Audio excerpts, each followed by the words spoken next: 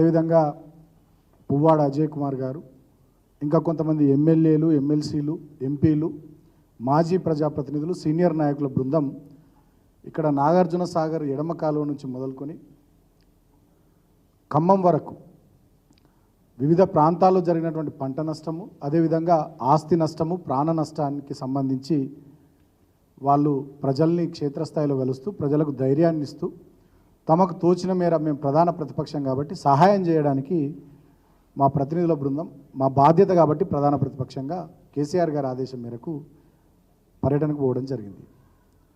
ఇవాళ ఉదయం నుంచి ఇందాక సాయంత్రం వరకు ప్రజల నుంచి వచ్చినటువంటి ఆ స్పందన చూసిన తర్వాత కాంగ్రెస్ పార్టీ ముఖ్యమంత్రి రేవంత్ రెడ్డి వెన్నులో వణుకు మొదలైంది.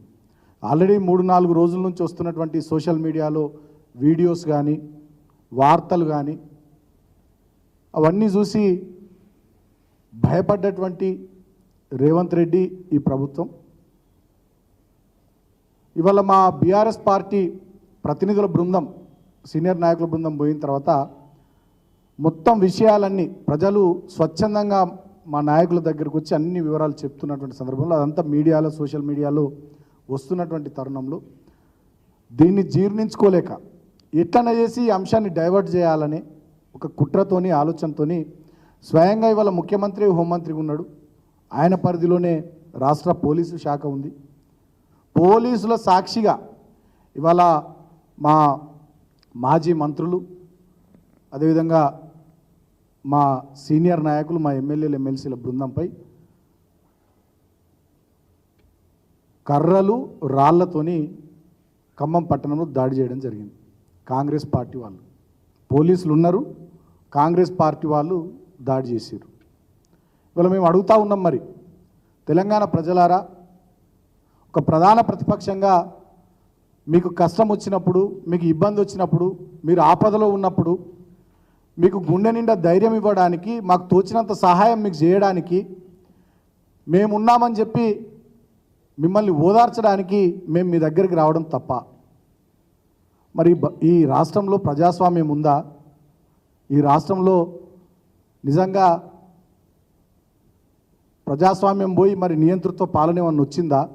ప్రధాన ప్రతిపక్షంగా ఉన్నటువంటి మేము ఆపదలో ఉన్నటువంటి ప్రజలకు అండగా నిలవడానికి, ధైర్యం చెప్పడానికి, సహాయం చేయడానికి మేము ఖమ్మం మా పార్టీ ప్రతినిధుల బృందం పోతే పోలీసుల సాక్షిగా మా వాళ్ళ మీద హత్యాయత్నం, ఆ విజువల్స్ చూస్తే నిజంగా చాలా ఆందోళనకరంగా ఉన్నాయి.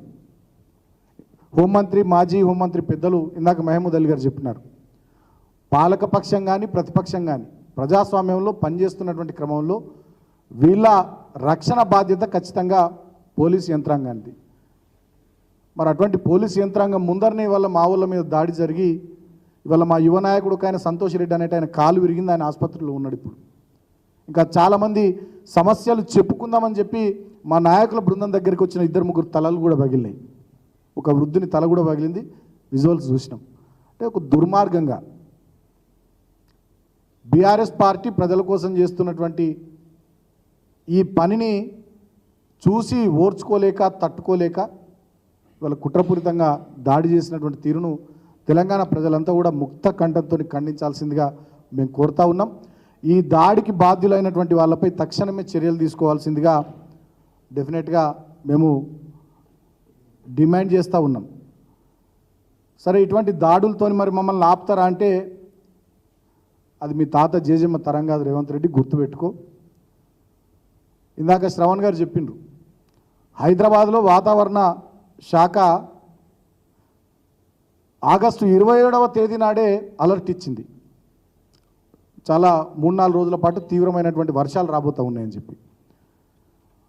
శనివారం నుంచి ఓ మోస్తారుగా, ఆదివారం నుంచి తీవ్రంగా వర్షాలు పడితే ముఖ్యమంత్రి కనీసం శనివారం నాడో ఆదివారం నాడో ఒక రివ్యూ పెట్టినటువంటి పాపన పోలే. మేము ఎటువంటి ముఖ్యమంత్రి, ఎక్కడున్నాడు ఈ ముఖ్యమంత్రి అని చెప్పి మేము తెలుసుకునే ప్రయత్నం చేస్తే మాకు తెలిసింది ఏంటంటే కుటుంబంతో సహా ఆదివారం నాడు సరిపోదా శనివారం అని సినిమా చూసిండట ముఖ్యమంత్రి ఆయన ఇంట్లో. అంత తిరిగున్నాడు. ఖమ్మంలో, వరంగల్లో, మహబూబాబాద్లో, సూర్యాపేటలో రాష్ట్ర వ్యాప్తంగా వర్షాల వల్ల ఇప్పటికీ సుమారు 30 మంది చనిపోయారు.